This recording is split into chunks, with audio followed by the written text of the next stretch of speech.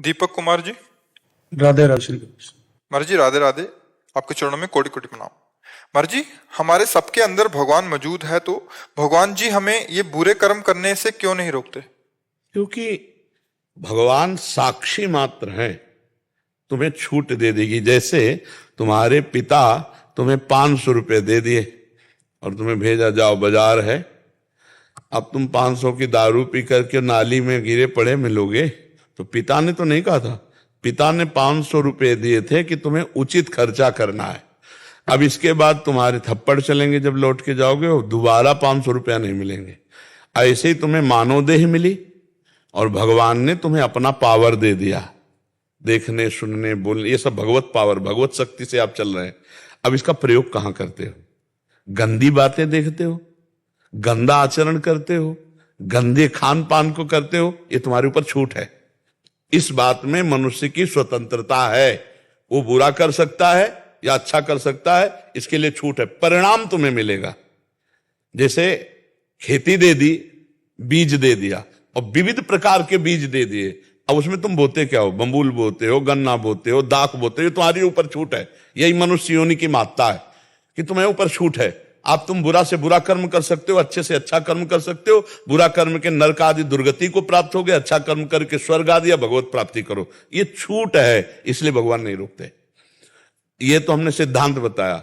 अब दूसरी भाव की बात बता रहे, भगवान सबको रोकते हैं। बेईमानी मत करना, हमें ईमानदारी से बताना, जब तुम बुरा करना चाहते हो या चलते हो तो तुम्हारे अंदर आवाज आती है कि नहीं कि गलत है?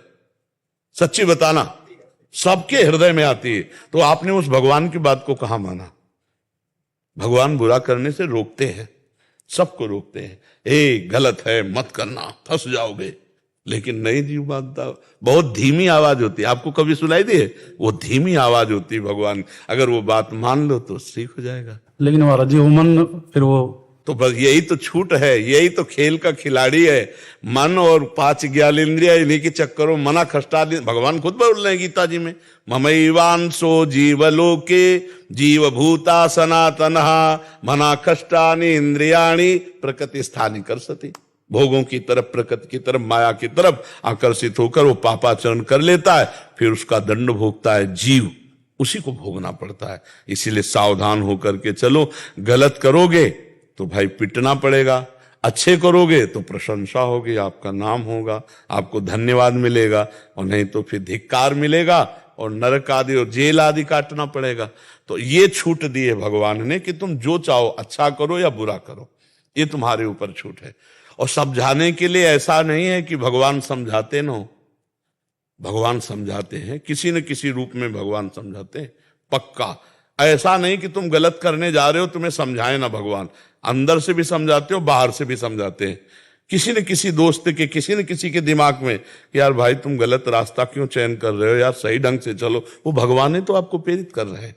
भगवान सबको सावधान कर देते हैं। अंदर से आता है ये फंस जाओगे, बहुत गलत है, बहुत बुरा होगा। और जब फंस गए तो बोले यार हमारे अंदर आया था कि फंस जाओगे, पर हम फंस गए, बुरा फंस गए।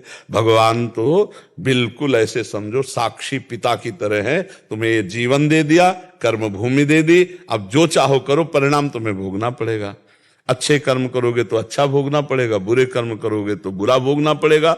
और बुरे कर्म कर डालो, अगर हो भी गया और भगवान के शरण में हो गए तो वो बचा लेंगे।